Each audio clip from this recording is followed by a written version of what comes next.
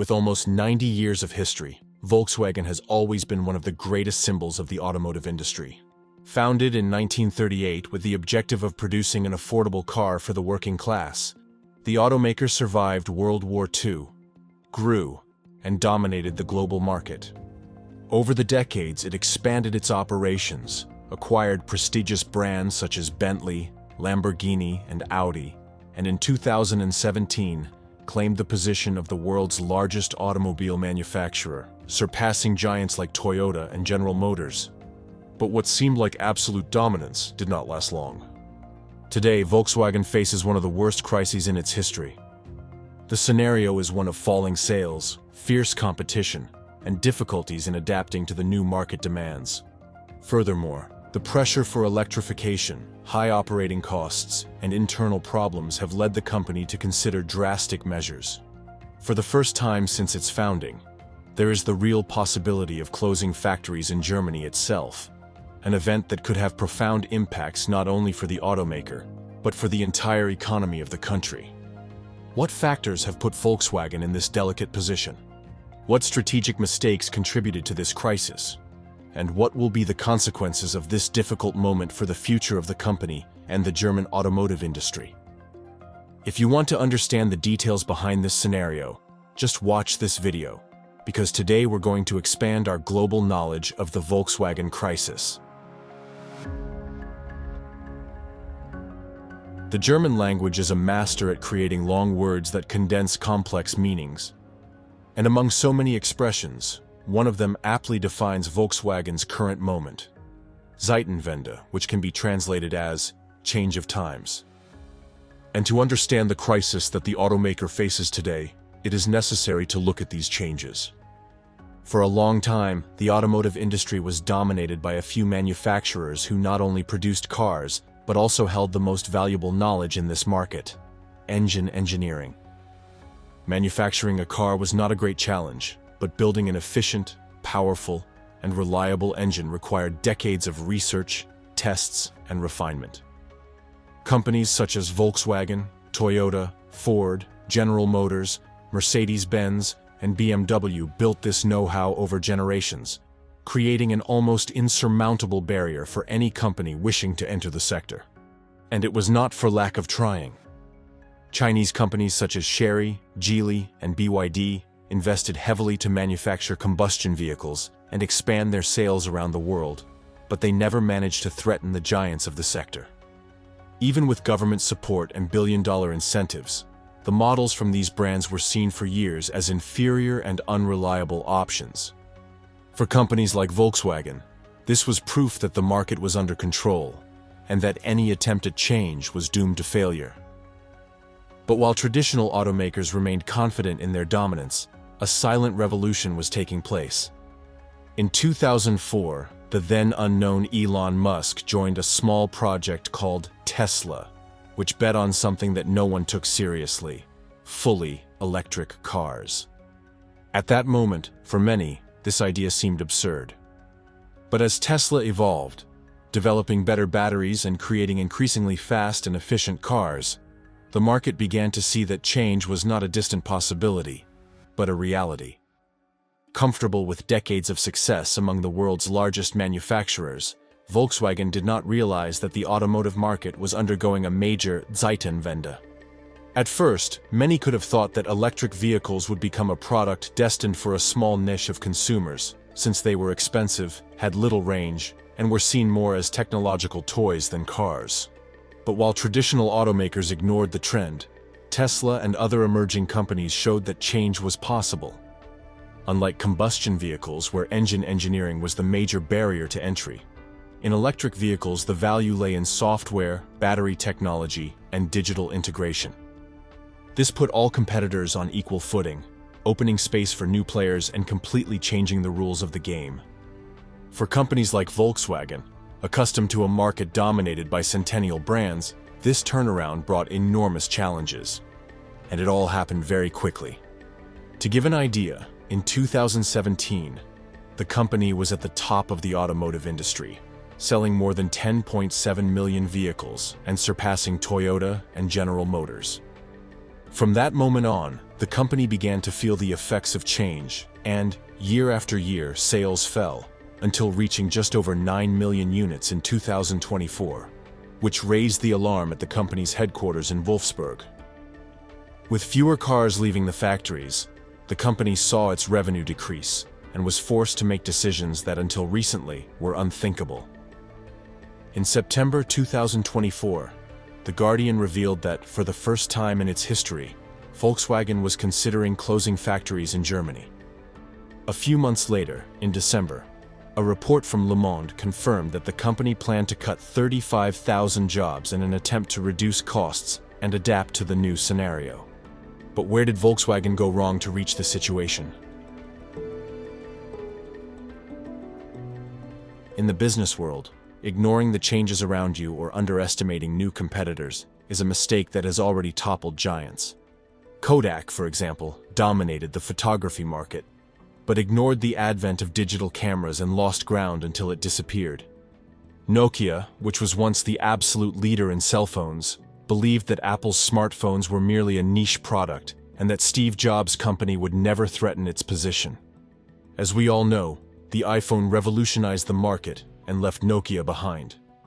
By all indications, Matthias Müller, CEO of Volkswagen in 2017, did not know these stories, nor the word Zeitenwende. That year, while Tesla was growing and consolidating the electric revolution, Müller downplayed the threat. In an interview, he stated that Elon Musk was a master at making promises and that Tesla was merely burning money. To reinforce his position, he made sure to compare the sales numbers. While Tesla had sold 80,000 vehicles that year, Volkswagen had reached 11 million. According to him, no one should compare apples with oranges. The problem with this mentality is that while Tesla was developing electric platforms from scratch, Volkswagen was slow to react. At first, the company simply took combustion models and adapted them to the electric market, without investing in projects exclusive to this new technology. A clear example of this was the e-Golf, an electric version of the traditional Golf, which, having been originally designed for combustion engines, failed to compete with the new 100% electric models that were emerging. The company only began to take electrification seriously with the creation of the ID lineup. But by then, the competition already had years of advantage. In 2022, Fortune revealed that Volkswagen planned to invest $180 billion to try to catch up to Tesla. But reality showed that perhaps that money would not be enough, and the numbers prove it. In 2024, Tesla sold 1.8 million electric vehicles, while Volkswagen, summing up all its brands, delivered approximately 745,000. And if we look only at Volkswagen's electric models, the difference becomes even more striking. The automaker sold only 383,000 units, less than a quarter of that of its formerly underestimated rival. To make the defeat even more bitter, Tesla alone sold in 2024 more vehicles than Audi, one of the premium brands of the Volkswagen Group. And if facing Tesla was already a major challenge, Volkswagen also had to deal with the growth of Chinese automakers. Companies such as BYD, NIO, and XPeng advanced rapidly in the sector and began to dominate the world's largest automotive market. The impact was direct. According to the New York Times, in 2024, Volkswagen's sales in China fell by more than 10%, while local manufacturers increased their market share. In addition to facing an underestimated rival, Volkswagen also needs to deal with the weight of decisions made over decades. Unlike other automakers, such as the American ones that transferred part of production to countries with cheaper labor, such as Mexico, Volkswagen kept its roots in Germany. The company operates 10 factories in the country and concentrates 45% of its entire workforce on German soil. This decision, which in the past reinforced the brand's identity, today represents a great challenge.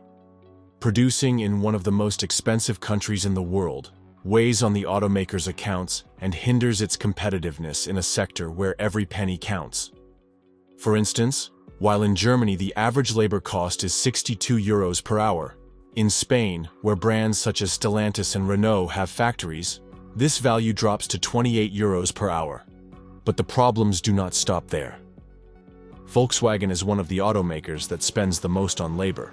While BMW, Mercedes-Benz, and Stellantis allocate between 9.5 and 11% of their revenue to labor costs, Volkswagen spends 15.4%. The impact of this is enormous, especially considering that the company needs to invest heavily in electrification and new technologies to remain relevant in the market. Given this scenario, in September 2024, there were reports that the company planned to close factories in Germany and reduce its workforce. The idea might even have gone forward, but Volkswagen has a characteristic different from its competitors. While in practically all automakers around the world, decisions are made by the shareholders through the board of directors, in the German automaker, there is another body.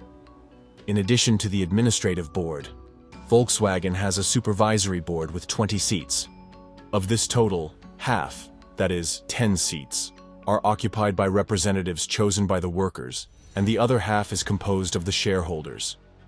In truth, the formation of this board is a requirement of German legislation and not an exclusivity of Volkswagen.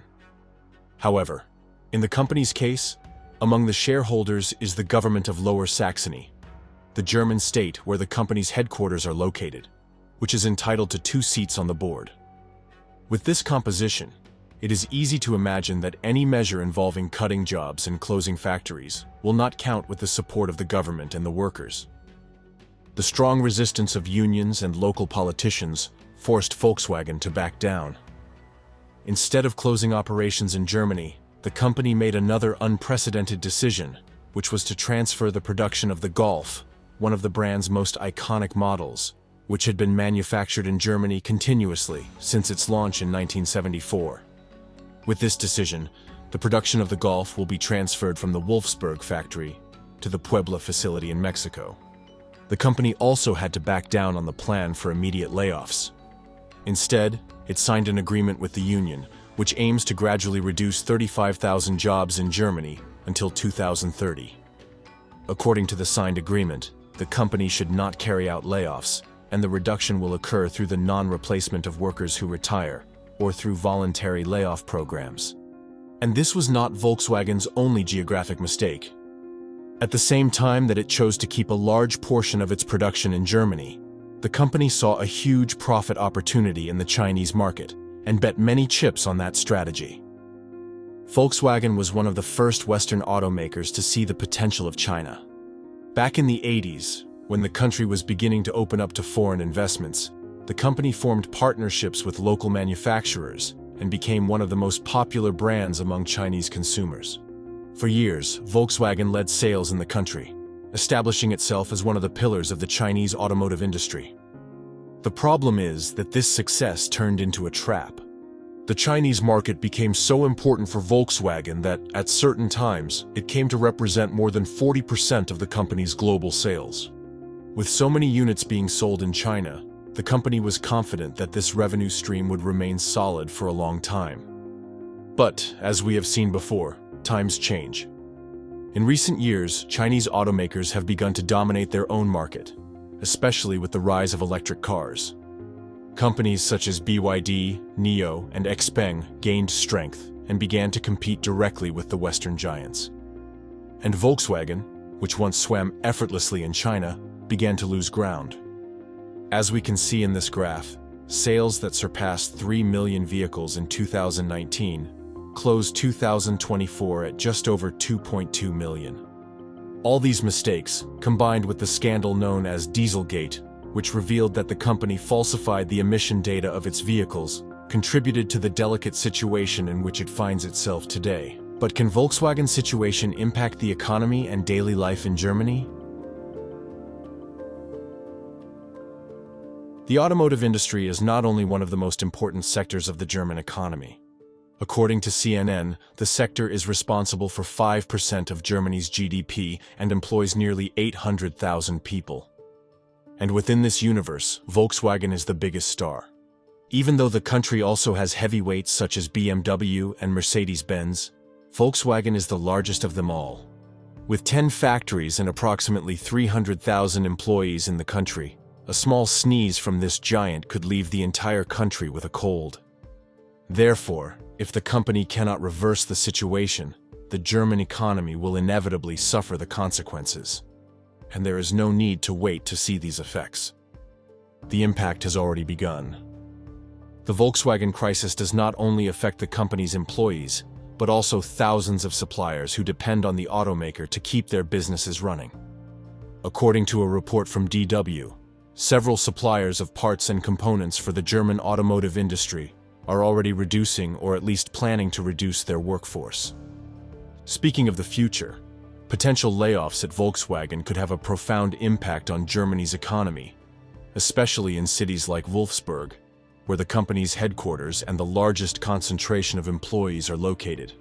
The company's employees are among the most qualified and well-paid in the automotive sector, which means that if they lose their jobs, they will hardly find new opportunities with the same salary conditions. This could generate a wave of reduced consumption and affect other sectors of the local economy, such as commerce and services. Moreover, with the reduction in the number of workers at Volkswagen, tax revenue is likely to fall, affecting public investments in the region. Beyond the walls of Volkswagen, the crisis may be one of the most evident signs that the German automotive industry is going through a delicate moment. All the country's major automakers were slow to enter the electric vehicle market and now have to play catch-up. Companies such as BMW and Mercedes-Benz also face challenges in the transition to electric vehicles, dealing with high costs, supply chain difficulties, and increasing competition from Chinese automakers. At first, the competition seemed restricted to the Chinese market. But now, companies like BYD are gaining more and more ground outside China and threatening other automakers in their domestic markets with more affordable and technologically superior electric models. Thank you very much for watching until here, hugs, and see you in the next video.